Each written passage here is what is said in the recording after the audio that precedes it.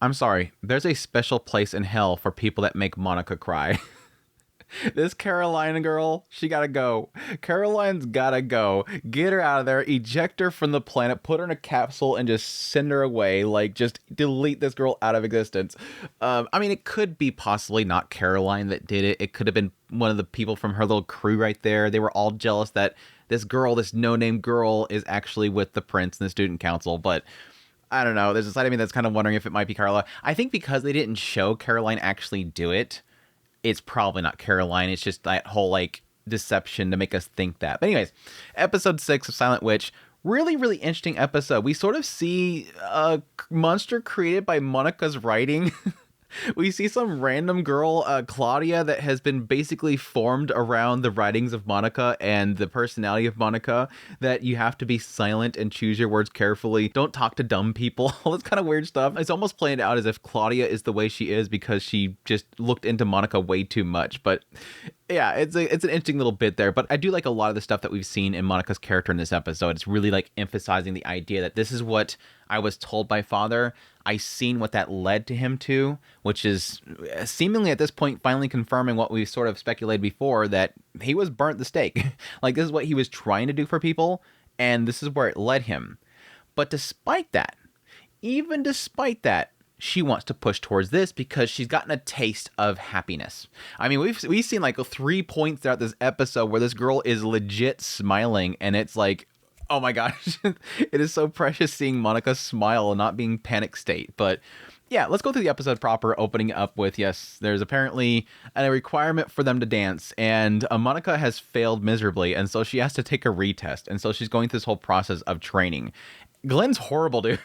I wasn't really expecting that the other partner that was going to be with Monica is going to end up being Glenn. Apparently, Glenn's a horrible dancer, too. I guess I shouldn't be too surprised because he's from like I think they were saying that he was transferred in from some other country or something like that out in the Styx area. But yeah, the two of them are absolute failures. And they cut over to the student council, and Felix is worried about the fact that one of their members is going to fail. And so she's like, don't worry, I know that Monica is going to pass. And he goes up there and he puts on the Felix charm. And for a brief moment there, I thought that Monica was actually being flustered by Felix. But no, as we find out from the cut later on, it's because of what he said. The fact that he said she'll pass to meet my expectations, she was thinking about her father's words. And then her going on this whole thing about what she wanted to do, that was all again in sort of analyzing people and the numbers within them and everything. Like, again, this is Monica not really playing it out like she's overly charmed by him, which is kind of funny because it does give that impression of like Felix obviously assuming that he has these charms, that he assumes that he has this nature about himself that would win over any girl. But I don't think it's necessarily working on Monica. I don't think that Monica's really kind of swayed by it. It's always being affected by being close to somebody, being uncomfortable around people. Not that she's at all in love with Felix. I mean, it could turn into that, but for now, I don't think that's necessarily what they're doing with her character. That's when we have a little scene with Nero trying to help out Monica about the fact that she's trying to dance. I was watching you through the door. Is there like some sort of test about seeing who could step on whose feet the most? And that person wins? And she's like, no, did you ever read that one book? Oh, they were fighting there too? Or that was a competition too? No, you're getting it wrong.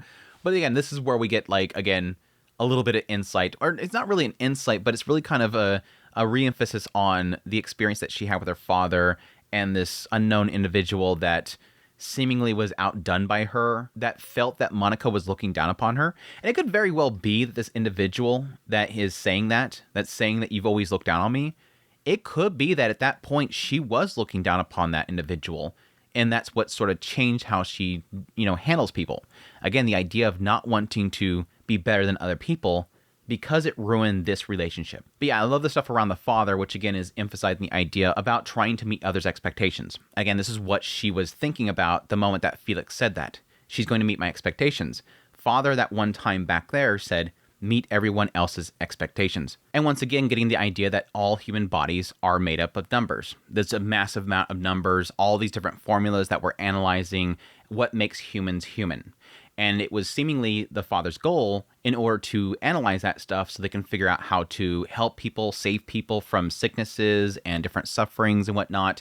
And it seems like, based on what she's saying there, at some point, her father did pull that off. He did help out a lot of people. He lived up to people's expectations. He cured many illnesses. Yet, dot, dot, dot. And this is where it gets really dark. And again, everything right there so far has led up to sort of what they've played it out, that this world is all about numbers. And this is something that Monica herself studied, just like her father. And that's what led her to being this massive math wizard, but additionally utilizing that stuff in magic itself, in magecraft, in order to, presumably, do chantless casting. But again, the thing that has sort of led her to be sort of shut away is that despite my father meeting those expectations, he was burnt at the stake. He was burnt alive for something. And that's going to be the massive question mark. What did he do to lead to that? In her mind right here, she's presuming it's meeting those expectations led to this. Because he pulled all this other stuff off, something led to this happening. And again, I'm assuming that's a lot to do with probably some sort of mathematical failure, that somebody failed at something. Was the father trying to cure something, and in doing so, he failed the formula, and the person ends up dead, or he was blamed for it being wrong? Something like that. And that has led to her having that mindset of don't meet expectations because this is what happened to father. He met expectations, and this is what happened there. She tried to meet other expectations. It led to her discovering enchanted magecraft. Yet, again, this individual who said that she was always looking down upon them, she decided that it was better that she never meet expectations anymore. She shut herself away at that point because it was pushing others away. Because of what happened to father, because it pushed this individual away from me, I don't want to do this anymore. It's better that no one expects anything of me. She wants to shut herself up in that mountain hut, bury herself in the numbers, get away from all this stuff. Exactly what she was doing before Louis showed up and said, "You're going with me, you're going to the academy." But, and I love this part, it's the cut to every individual and how she's suddenly running into people that she's having fun with. She met Lana, she met Casey, she met all these people that she enjoys being around so much, and suddenly life is happy. And I want that more. Like, it's that moment where we're seeing Monica, despite realizing that trying isn't doing anything good and that it could lead to suffering, she's getting a taste of it. She's come to this place because Louis pushed her here, but because of her father's words, has pushed herself out there to have an adventure, and she's getting a taste of something she enjoys. It's so cute, seeing her kind of grow like this and suddenly just kick up and say, nope, I want to learn dancing. I got to figure this out. This is something that I need to overcome. She's pushing herself, and Nero's going to be there to help her out. Nero's going to be there to help her out. I'm like going to cuss the next day, and she's all sore, and she's like, Nero's never going to help me train again because I stepped and kicked on him too many times. It was cute. It was, again, great growth point for Monica. I think this is easily like the best part of the episodes, besides of obviously the stuff that we got around with Claudia and Lana specifically. But I love this whole little bit here. But yes, then she finds out that they have to have a tea party too, a mandatory tea party, and so she got to figure out what to do. She first goes to Isabel, and Isabel just tells her about what a villainess would do. Isabel's turning out to be very useless. I mean, she gave her the whole hint there that it doesn't really matter what you do. The only thing you have to worry about is don't bring the same thing somebody else has brought. But other than that, it's like all she did was just, okay, if there's somebody that you don't know about, they might be villainous, so here's what to worry about with them. And then she throws glass. She throws the cups. It's like, what was the point of this whole thing? Anyways, she has help from Casey, so it's fine. But yeah, we cut to the kitchen where Monica is there with Casey, and it seems like they're pointing out the fact that all the other people just use their servants to make the tea. Nobody else makes their own tea. They just choose the tea, and it's served for them. But they have to do their own. And this is interesting because I didn't think about this as I was watching the show. At some point, Casey does give Monica a way to label her tea so that nobody else grabs it. And if I remember correctly, she didn't actually write her name. Casey wrote her name on it, but she just gave like a folded paper to Monica, and she just stuck that up there. Presumably the idea of if the paper's there and it's folded, people are going to go, well, I never put a folded piece of paper up there, so it's obviously not mine. How would they know that that was Monica's? I didn't think about that before. Maybe I would assume that maybe one of the other servants that was in there spotted her putting that up there, and the servants told, again, either Caroline or one of the other individuals that was involved with that whole incident. It might not, again, be Caroline specifically. But yes, when we have the tea party itself, which, my gosh. Yeah, Claudia is not a very likable character. They're going to have to do something very special to make me like Claudia, because so far, she is just not likable. I mean, what they're going for here is the efficiency character. This is all about the efficiency character. She's a massive bookworm. She goes based on what she reads. The book said this, so you're supposed to do this. She doesn't seem like she has very good ability to read people in social environments. Like, she's not very social. Like, those books aren't going to teach you how to actually interact with people. And those books don't really, in a lot of cases, if it's a lot of academics, aren't going to teach you how to have fun. And this girl just doesn't know how to have fun. She's very smart in the idea of having knowledge of other people on, what to drink and when to drink it. So she does play it out very well in the idea of having something very mellow early on so that, it doesn't destroy the palate, at least in the next person. Casey goes out there and just gives everybody something from her hometown. Everybody enjoys it. But then it cuts over to Lana, and that's where things kind of go downhill. And the fact that Lana brings a tea that is very strong and very expensive. Very, very high quality stuff. And as we find out later on, and you assume, Lana just wanted to bring something that they would enjoy. I wanted to enjoy something that is supposed to be the best with my friends. This is supposed to be the best, and man, I want to share that with my friends. I don't want to just find anything that's the best. Hell yeah, I'll take the best for my friends. That's what she wanted. But from Claudia's perspective, it's too strong. You're ruining the rest of the event because you're destroying the palate, and so nothing else is going to be really up to that level. You've already kind of ruined it. So it kind of upsets her. And that sets off Lana. Lana is, of course, not going to keep her mouth shut. This girl's like spitting snide remarks constantly, and it's just setting off Lana, and she goes off on her. Which, again, gets into what sort of seemingly is Claudia's mindset. It's not necessarily that everything that Monica wrote is what formed Claudia. It's just that Claudia is all about what she reads. And it seems like she has done at least some research on Monica herself, or at least the Silent Witch, and the idea that this individual achieved so much stuff by the time that she was 15 years old. She did all this stuff, 20 new magical formulas while studying at the university. She didn't even go up to do her own speech. She didn't do this, didn't do that. When she got appointed as one of these sages, she didn't even do her speech there. Luis did it. The entire time Monica's like, because I didn't want to be around people, because I didn't want to talk in front of people, because I was afraid. Don't act like I'm smart. I'm not that smart. I'm not intelligent. I'm just a shy, introvert loner. It's great. Again, one of those moments, kind of like with the professor, the idea that Makogan just literally, this is what he thought of her, and she's like, no, that's not what I am. Please stop playing me up. But yeah, then Lana at the very end there says, so you're saying that smart people don't bother talking to idiots. And she didn't answer. She didn't answer her. Claudia legit didn't answer her, which is basically saying, yep, you don't need, well, I mean, it's to the point earlier. What was she saying? Whenever somebody asked a question, why would you ask that? Why would you even ask that? You know what the answer to that. Why would you ask that? Here is pretty much saying, why would you ask that? You know the answer to it. Again, not very likable. I think that she's just very socially inept. Like, this girl just does not know how to communicate to people and doesn't read social cues. Everybody there is enjoying what they're doing. That's like at some point Casey's like, no, we're not offended by her bringing something that was expensive. She wanted something that for us to enjoy. Right, Monica? And Monica says yes. Oh, you're just agreeing because your friend asked it that way. You don't have your own opinion there. It's not likable. But yes, when she turns her gaze to Monica, says that, yeah, by the way, the real name of Silent Witch is Monica Everett, and your name is Monica Norton. Lise didn't really think about that very well, did he? And she freaks out thinking that she figured it out. You haven't said a single word. She said a single word. She agreed to something. But yeah, Monica runs off. Again, we'll see. We'll see if they can do something with Claudia, but for now, I'm not really liking her. But it's a good setup for her, and again, it kind of begs the interesting question of if this is how people really do see Monica as a Silent Witch. But anyways, yeah, we did get a brief shot of Caroline and her crew being upset about Monica. And that's when we find out Monica goes back to find her tea to serve it and finds it's in the trash. I was not expecting Monica to cry right here. The moment that Casey walked in and she had tears in her eyes, and I'm like, oh, wait. Wow, this is really getting to Monica. I was not expecting this. And it goes to really what she's experiencing right now. This is something that she wants to pull off. This is very important to her. That's why she went to Isabel. That's why she's been doing the dance practicing and everything. She's trying her hardest right now to fit in. It's funny because when was the last time that we had her really pushing herself for the sake of what Luis wanted her to?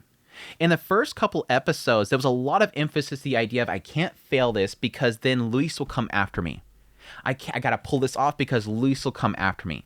I gotta cover this up because Luis will come after me. It's all for what Luis wants me to do here, which is to guard Felix. It hasn't been that for a while. Every single time she's failing or struggling with something, it seems like she actively wants to do something new. She wants to meet expectations of people. She's thinking about her father and the fact that she's enjoying things. And right here, I think it's because she wanted to serve something that she thought her friends would enjoy. I want to present this to Lana and Casey. And yes, Claudia too. She wanted to give something to them. which leads into, yes, the resolve. Even though Casey does say, hey, look, you could take some of mine, but I can't do something that somebody else does. I was told you can't do that. It doesn't matter. It only matters if people are enjoying their time. That's all that matters, that you're trying something tasty and that you're with your friends. Good girl, Casey. That's Lana too, but yeah, Monica rushes off, brings back her little pot that, quickly brews things and serves coffee. Serves coffee to everybody, to a tea party. I like the idea that Claudia points out, why would you bring coffee to a tea party? Didn't even make excuses. I like that. Monica didn't even bring up excuses. My stuff is in the trash.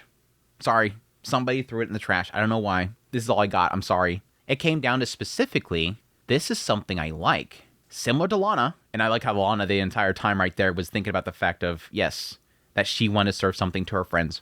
It was the best, and I wanted to give them the best. Here, Monica's the same thing. And that's why she starts crying. That's why Lana starts crying. I love that we get some Lana in this episode. Monica wanted something good to them. I enjoy this thing. This tea stuff, yeah, that didn't really work out. Not really interested. This coffee I enjoy. And I want to serve something that I enjoy to my friends. And it's, yeah, bitter. But if you do it quickly, it's fine. And yes, it's fine because the last one. Here, everybody, have this. It's tasty. I like it. It's tasty. But yeah, Lana hearing that from Monica just starts tearing up. I'm like, oh, my girl. Such a cute little end to the whole story there. And again, the importance of that whole situation and the importance of the entire episode is, despite the fact of trying to meet people's expectations, the most important thing in the end is doing stuff with your friends, coming together, enjoying your time. Monica, again, in this episode, massive, massive growth. And again, I love that she never thinks about the goal. She's not thinking about the goal anymore. She's thinking about experiences, and honestly, experiences that she never got when she was back in school. She was always avoiding people. It's good stuff. It's good stuff. But yeah, that's when we get back to dance practice. That's when we get back to dance practice. Casey says that she's going to help her out, but the moment that she gets there, Felix is standing there. She sounded like a car trying to start up when he walked in the door. But yeah, they're going to all help him out. And yeah, we basically have the first dance with Cyril. He already points out the fact that it's a problem with a lead. The male is supposed to lead, and Glenn's doing a horrible job of that, so Cyril leads her. And it does a fantastic. But it seems like based on later on, it's because she didn't even know that it was Cyril. He's acting so much different. The numbers all add up, but it's not Cyril, and she was so distracted by that she didn't even think about the fact that they were dancing. And sure enough, Felix does the same thing.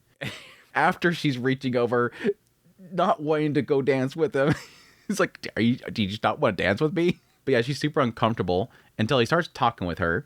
And eventually she's the brooch and just starts thinking about the brooch itself until eventually at the end of it, he goes, oh, look, see, you just have to talk to get your mind off of it. No, I was just thinking about the brooch. I forgot about everything unnecessary and just focused on the brooch. That was so freaking funny. So all my discussion with you was just all unnecessary, huh? Again, I don't think she's as charmed as you think she is there, Felix. I love that aspect of it. I at this point, I kind of hope that unless they super badly sell me on Felix, I'd be super fine with the idea of Monica never gets with Felix. I mean, that seems like the presumed conclusion to this whole story is that she gets with Felix because he is like the charming man. He's the target. He's the top dog of everything. No, don't bother. Don't bother. Get with Casey. Get with Lana. Yeah, get with Lana. I would be honestly very surprised if it went that route. I think there's so much better chemistry with Cyril. But again, Cyril's whole thing there with the whole dancing was the fact that she was distracted. But it seemed like it's done so much better presenting Cyril than anything else. I think they've done so well with his character and the two of them coming together so far. Anyways, that's my thoughts on episode 6. I talked a lot more than I thought I would, but I do love this show. I do love Monica's character, and I'm loving how it's kind of progressing so far. But I hope you guys enjoyed this video. As always, if you did, hit the like button down below. If you like this content and want to support more, become a member of the channel. Until next time, I'll take care.